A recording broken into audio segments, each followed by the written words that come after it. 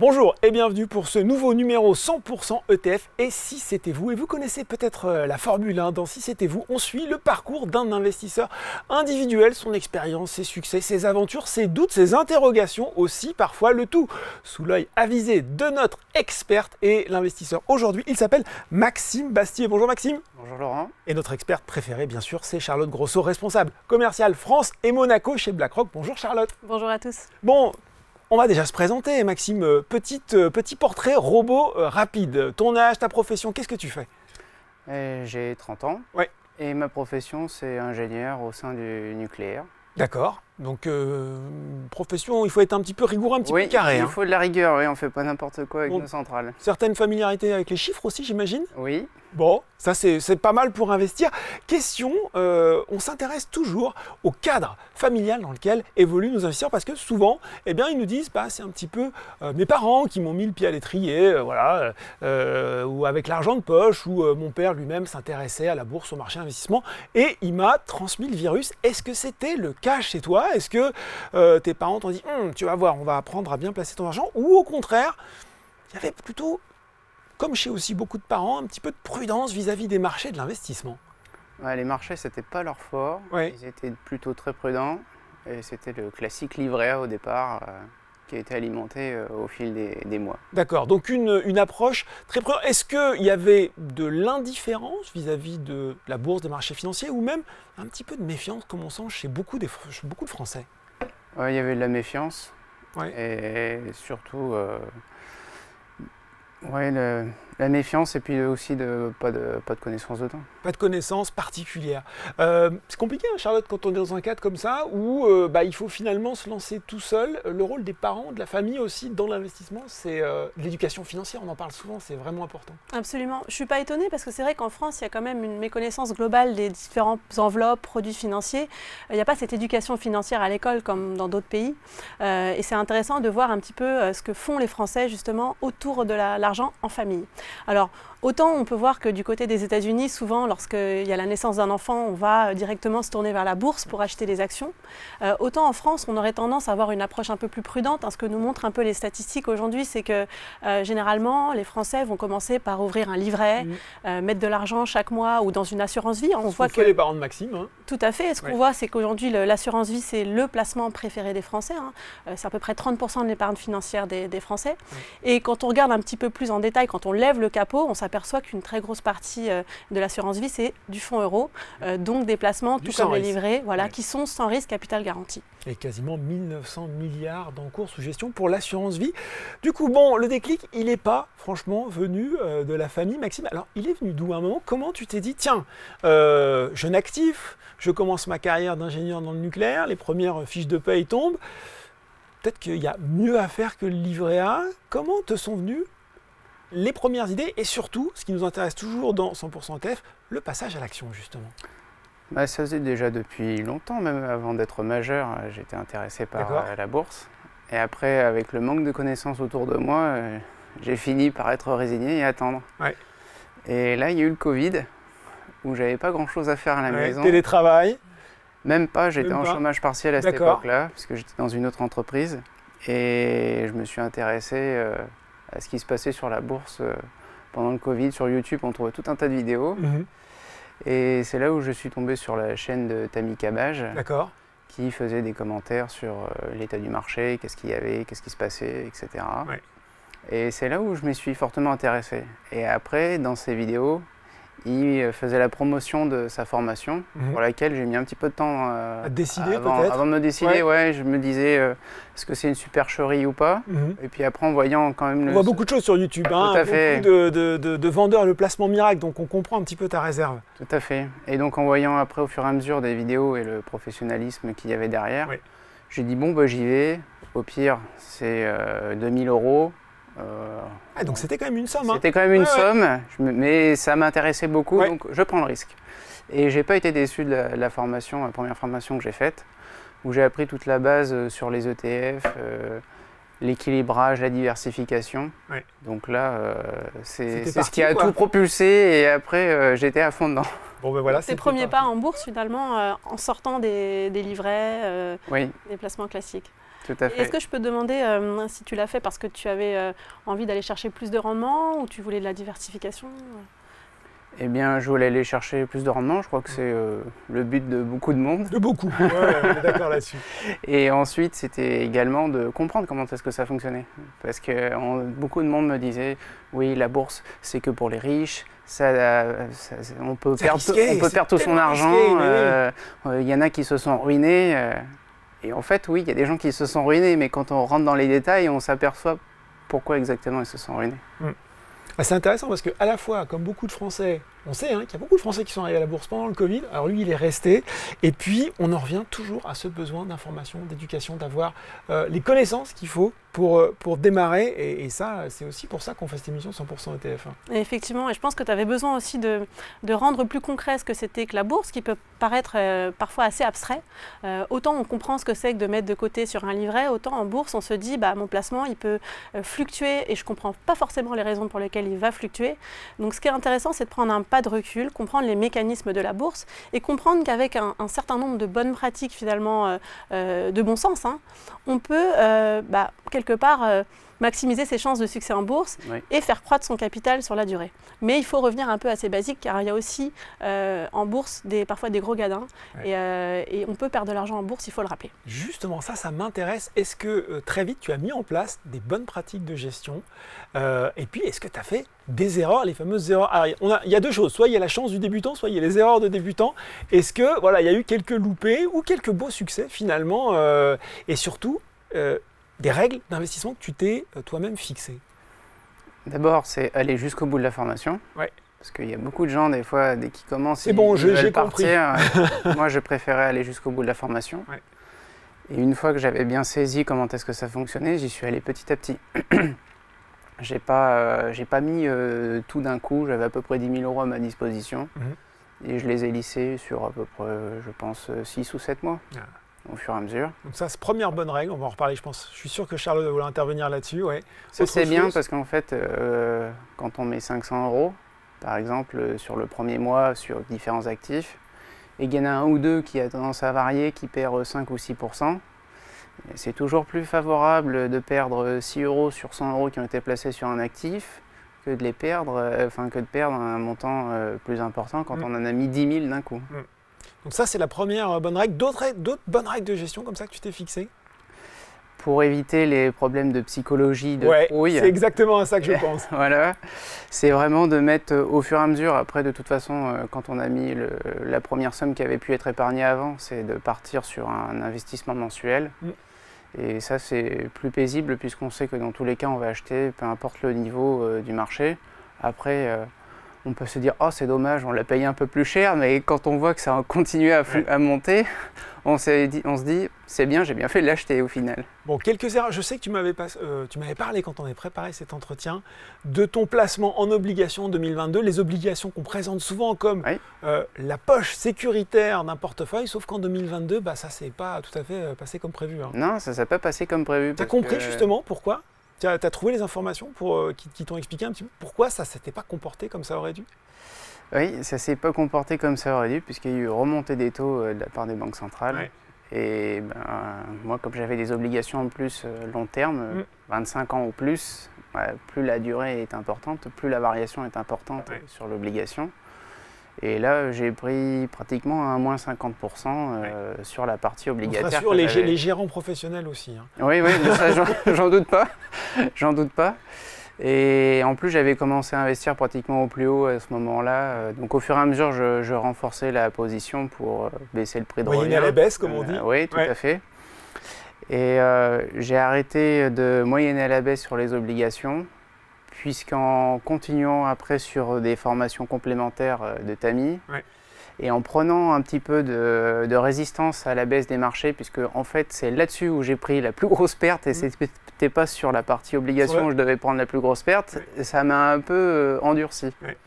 Tu as rebasculé en action en fait? Il y a une partie que j'ai rebasculée, l'autre pour l'instant je la laisse vivre, et si elle repasse positive je changerai, puisque j'estime que la perte est trop importante pour l'instant. Donc je réaffecterai la partie obligation au fur et à mesure que ça remontera. Bon, je suis sûr que la partie versement programmé, ça t'a plu, Charlotte, parce que ça, c'est quelque chose qu'on prêche. Et peut-être aussi, tu vas réagir sur le pragmatisme finalement de Maxime. Et à ce moment-là, il faut savoir quelquefois changer ses priorités. Et les deux sont liés en fait parce qu'il a finalement investi à un point historique du cycle. Une remontée qu'on n'avait jamais vue, ça a pris 3% en l'espace de 6 mois. C'est vraiment quelque chose qui est au sein de l'histoire des marchés financiers assez exceptionnel. Mais je pense que comme tu le dis très bien, ça t'a finalement endurci et ça t'a permis de comprendre ce que c'était la volatilité. Et comprendre ce que c'est la volatilité, ça permet de se l'approprier, ça permet d'en faire aussi un allié, parce que ça peut aussi être dans le cas des placements un allié à ta stratégie de long terme. Et d'arrêter d'avoir une peur presque excessive. Hein. Exactement. Aujourd'hui, les niveaux sur les obligations sont revenus intéressants, donc on a reconstitué finalement le rendement qui fait que ça redevient intéressant de toucher du coupon. On est en tant que porteur obligataire plus justement rémunéré que c'était le cas dans le passé. Mais surtout, tu as appris à prendre cette volatilité pour ce qu'elle est, c'est-à-dire quelque chose qui est un indicateur dans le cycle de la santé du sentiment, mais qui ne va pas forcément avoir un impact long terme sur les fondamentaux. Je pense par exemple à une entreprise qui est vendue en 2008 de manière un peu indiscriminée. Le marché fait moins 44.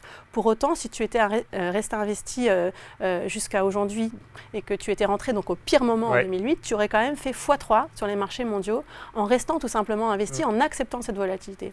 Et par ailleurs, je rajouterais juste un point sur l'investissement programmé, et justement de ne pas te poser cette question, est-ce que je rentre au bon moment, est-ce que j'ai raison de rester dans le marché? Au contraire, tu investis un petit peu chaque mois, et de cette manière-là, eh bien, tu peux, entre guillemets, arrêter de regarder tes placements, laisser travailler ton argent, et attention à la diversification. Il ne faut pas oublier aussi de ne pas mettre tous ses œufs dans le même panier. Justement, l'investissement, c'est une course de fond, on ne le répétera jamais assez. Justement, aujourd'hui, Maxime, où est-ce que tu t'estimes, à quel niveau tu t'estimes dans ton parcours d'investisseur individuel, dans ton voyage dans l'investissement? Quels sont les axes sur lesquels tu travailles encore, tu as encore envie de t'améliorer finalement? C'est plutôt sur la partie psychologique. Notamment sur l'achat d'actions individuelles. En fonction du prix de l'action, on essaye toujours un petit peu d'optimiser, surtout quand elle coûte très cher. Donc là, ça y est, maintenant tu es ton propre gérant, tu achètes tes actions individuelles, c'est ça? Oui, quelques-unes, on va dire que j'ai à peu près la moitié du portefeuille en actions individuelles. Tu veux partager avec nous quelques noms? Oui, bien sûr. Action phare, que beaucoup de monde aime, Hermès. D'accord. Un peu compliqué en ce moment. Hein. Oui, un peu compliqué, mais bon, quand on voit le parcours boursier et surtout la solidité financière de l'entreprise, j'ai pas d'inquiétude. D'accord. Ensuite, j'ai la FDJ, qui est très intéressante aussi comme action défensive, qui permet de compenser un petit peu des pertes. Une valeur qui est très connue, même deux grosses valeurs américaines, Apple et Microsoft, qui sont imprégnées un peu dans le monde entier. Et donc, pour moi, si ces entreprises viennent à décliner, il y aura des soucis ailleurs. Il y aura certainement des soucis ailleurs, oui. Donc là, c'est surtout, si je suis bien de ton raisonnement, essayer d'acheter au bon niveau, c'est ça quand même, de guetter les points d'entrée, de savoir un petit peu… Alors pour Apple et Microsoft, comme c'est des actions qui ne peuvent pas être mises en PEA, je suis chez un courtier qui permet d'acheter des fractions. Donc là, je ne me pose pas de questions. Tous les mois, il y a à peu près 25 € qui partent sur chaque action. Tu nous expliques rapidement les fractions pour les gens qui ne connaissent pas, Maxime? Et fractions, c'est ce qui permet en fait d'acheter via le courtier qui lui fait le tampon entre le marché et puis vous, et qui vous permet de détenir un petit bout d'action, et au fur et à mesure que vous achetez tous les mois, vous faites une reconstitution d'une action complète. Ça permet d'acheter une action moins chère finalement. Tout à fait. Moins cher, en tout cas, le prix de l'action en tant que tel. Très bonne pression, parce qu'effectivement, il faut toujours faire attention aux frais. Et on précise que les exemples donnés par Maxime, ce sont des exemples. Vous-même, si vous faites vos décisions d'investissement, vous devrez le faire en fonction de votre profil de risque. C'est tout un art, Charlotte, d'acheter les actions, de commencer à comprendre les perspectives des sociétés et puis de panacher, là aussi, diversifier le risque. Exactement. Et avec Maxime, on a quand même un profil qui est un profil expert. C'est quelqu'un qui s'intéresse, c'est quelqu'un qui va rechercher sur les sociétés. On le voit, il va même jusqu'à aller dans la subtilité d'acheter en montant des fractions d'actions. Donc voilà, on est déjà sur un profil un petit peu avancé. Ce qui est intéressant de voir, c'est que tu disais quelque chose d'intéressant tout à l'heure. Quand tu étais jeune, tu pensais que l'investissement, c'était peut-être que pour les riches. Et c'est là où c'est intéressant de rappeler qu'en fait, on n'a pas forcément besoin d'avoir beaucoup d'argent pour investir ou beaucoup de connaissances. Il y a des solutions pour faire ses premiers pas en bourse qui peuvent être intéressantes. Je pense à des solutions gérées comme les gestions pilotées que vous offrez dans certaines de vos enveloppes, mais aussi des ETF qui vous permettent d'accéder sur des paniers de titres. Donc là, on achète des indices, on achète des expositions un petit peu plus larges que d'aller choisir action par action. Et ça peut être une bonne façon de mettre un premier pas en bourse, d'autant que les montants d'accès sur les ETF sont assez bas. Ils sont à 100 € par exemple sur Boursorama. On pensait à ce que disait Maxime, hein, Hermès, Kering, LVMH, des belles valeurs, mais dont le prix de l'action est très cher. Donc là, c'est peut-être mieux de rentrer sur un ETF si on veut s'exposer aux perspectives du luxe. Hein. Exactement. Alors, on peut choisir des actions individuelles, mais si vous voulez vous constituer un portefeuille qui fasse plus de 50, 100 titres, tout de suite, on voit qu'il va falloir déployer des montants assez importants. Puis quand on est comme Maxime, qu'on suit bien tout, ça prend du temps aussi. On est sur des multiples de 100 voilà, pour acheter ces actions. Exactement. Et c'est là où en fait l'intérêt d'un ETF se présente, c'est que vous allez pouvoir en une seule transaction acheter le marché. Et c'est ce qu'on voit notamment comme stratégie auprès de pas mal d'investisseurs en Allemagne qui, on le sait, ont un petit peu plus cette appétence pour la bourse. Et ils sont déjà 7 millions d'entre eux à investir dans les plans de programmer en ETF, à travers très souvent un indice qui est l'indice mondial. Pourquoi est-ce qu'ils choisissent l'indice mondial? Parce que c'est une bonne façon d'accéder à 85% de la bourse mondiale. Donc, vous prenez l'indice... Ultra diversifié. Exactement, MSCI World, 1500 titres ultra diversifiés, une vingtaine de pays, plus de 10 secteurs. Et donc, c'est une façon assez simple en fait, de s'exposer à la grande dynamique des bourses mondiales. Bon, Maxime, quand on a dit ça, souvent, quand il y a quelqu'un qui s'y connaît en finance, ça intéresse les collègues, ça intéresse les potes. Est-ce que maintenant tu es un petit peu un référent que les gens viennent voir en disant Maxime, et surtout moi j'ai envie de savoir quels 2-3 conseils, y compris aux gens qui ont envie de s'inspirer de ton parcours, tu donnerais des conseils pour commencer de bon sens. Et puis quels conseils, tiens, grande leçon d'humilité aussi, tu nous donnerais à nous les professionnels de la finance pour peut-être mieux communiquer, mieux transmettre l'information aux investisseurs individuels. Déjà aux collègues et aux potes, qu'est-ce que tu leur dis? 2-3 conseils là comme ça. Les collègues, c'est vrai que... Ça les intéresse, je suis sûr. Ça les intéresse et ils me surnomment un peu le référent investissement. Tu es le Warren Buffett de ton entreprise? On ne dit pas Warren Buffett, mais en tout cas, on me dit référent investissement du service. Pas mal. Et du coup, comme il y a eu pas mal de demandes, j'ai fait une petite présentation qui durait 2 heures. Ah, carrément, tu as fait toi-même ta formation en fait. Voilà, tout à fait. Okay. Pour présenter un peu les subtilités après des enveloppes d'investissement disponibles au sein de l'entreprise. Ouais. Et ensuite, ce que j'ai surtout dit, c'est d'abord l'horizon de temps. Oui. Qu'est-ce que vous voulez? Est-ce que vous voulez récupérer l'argent rapidement ou pas? Et en fonction de ça, le risque qui peut être pris pour pouvoir capitaliser sur les actifs qui sont sélectionnés. Ça, c'est un bon premier conseil. Je pense que Charlotte sera d'accord. Un autre peut-être? Et après... les frais, tu m'évoquais, je crois. Les frais, tout à fait. C'est très important de vérifier les frais des fonds, mais aussi les frais des enveloppes. Oui. Et les frais également qu'il peut y avoir parfois de transactions. Oui, parce qu'il y a des fois effectivement des formules qui semblent un petit peu attrayantes comme ça, et puis quand on gratte les petites lignes en dessous, on se rend compte qu'on n'est pas forcément si gagnant. Oui, tout à fait. Bon, super ces conseils. Il n'a pas besoin de nous en fait. Exactement, il n'a pas besoin de nous. Mais peut-être une question pour toi Maxime, est-ce que tu as l'impression que l'intérêt de tes collègues a augmenté depuis quelque temps? Je te pose cette question parce que j'aime bien partager cette anecdote, mais c'est une amie qui m'avait raconté ça. Elle travaillait en fait dans un pays en Amérique latine où l'inflation en fait fait partie du paysage. Ils ont des inflations parfois de 30-40% annuelles.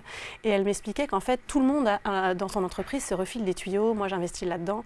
Quelque chose qui n'existe pas en fait vraiment encore en France, mais qui commence en fait avec le retour de l'inflation. Est-ce que tu as l'impression que les gens sont un petit peu plus attentifs justement? Ils voient un peu leur perte de pouvoir d'achat avec le niveau d'inflation?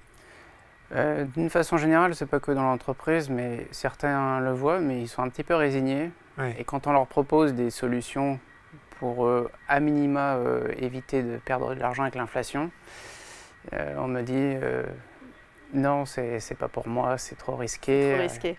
Et ils ont toujours peur. Et j'ai dit, mais en fait, le risque qui est 100% gagnant en ne faisant rien, c'est de perdre de l'argent. C'est de perdre de l'argent. Ouais. Sauf que la chose un peu vicieuse, c'est que sur le compte bancaire, eh bien, il ne se met pas à reculer le compte. S'il y a 10 000 €, il restera 10 000 €. Parce que c'est l'ennemi invisible de l'épargnant, voilà, qui pourtant a un impact considérable, surtout quand on regarde sur le long terme. Ouais. Effectivement, sur des périodes de 10-20 ans, on voit que même dans des environnements d'inflation relativement normaux, on perd jusqu'à 50% de son pouvoir d'achat sur le très long terme. Oui. Du coup, c'est vrai que quand on prépare pour sa retraite, il faut absolument intégrer l'inflation dans l'équation. Et c'est vrai qu'aujourd'hui, quand on regarde un petit peu les niveaux des livrets ou on va dire des placements dits sans risque, ramenés au niveau d'inflation, on s'aperçoit qu'ils sont assez assez bas. Ça permet tout du moins de maintenir le capital, c'est ce que tu évoquais. Mais pour qui veut un petit peu croître ou essayer de faire fructifier en tout cas son capital, je pense que c'est intéressant de se poser la question d'aller peut-être un peu diversifier en bourse, sur des placements peut-être un petit peu plus risqués, mais qui permettront à terme de dynamiser un petit peu son épargne. Et un conseil pour nous les professionnels de la finance, alors, c'est de peut-être être plus convaincant, plus clair, plus pédagogue qu'on ne l'est sur toutes ces questions pour que cette peur un petit peu irrationnelle se dissipe, Maxime? Je pense que la pédagogie est importante, notamment en France, avec ce manque de culture. Et ce qui peut être bien, c'est aussi d'avoir un système qui permet de suivre son investissement pour savoir où est-ce qu'on en est. Parce que si on conduit une voiture et qu'on n'a pas de tableau de bord pour savoir à quelle vitesse on va, je pense qu'avec les actions c'est pareil. Si on ne connaît pas la performance qu'on fait, on a du mal à jauger et peut-être potentiellement faire des ajustements par la suite. Bon. Il y a très peu de services financiers qui proposent ça aujourd'hui. Et on doit se faire un fichier Excel dans son coin pour pouvoir... Il va falloir qu'on fasse des progrès en DataVis. Exactement. Bon. Je suis d'accord et à la fois pas d'accord. Ah. Charlotte de dire qu'il y a plein d'outils sur le site d'iShares. Alors, vous avez des outils qui vous permettent aussi de faire des simulations justement d'épargne en ETF. Mais ce que tu dis est très vrai, c'est intéressant de pouvoir suivre. Mais attention, car parfois le pire ennemi c'est soi-même. Et parfois à trop monitorer, on peut avoir tendance à vouloir vendre, etc. Je suis entièrement d'accord. Sur ce point-là, c'est juste pour avoir une vision globale de l'investissement et des différentes poches. Mais toujours en gardant cette vision de long terme. Oui, voilà. Oui, absolument. Toujours en gardant la vision de long terme. Merci beaucoup Maxime d'avoir partagé ton expérience avec nous. Merci à vous. Merci Charlotte. Merci à tous. 100% ETF. Et si c'était vous, c'est fini pour aujourd'hui, mais on se retrouve très bientôt pour un nouveau numéro.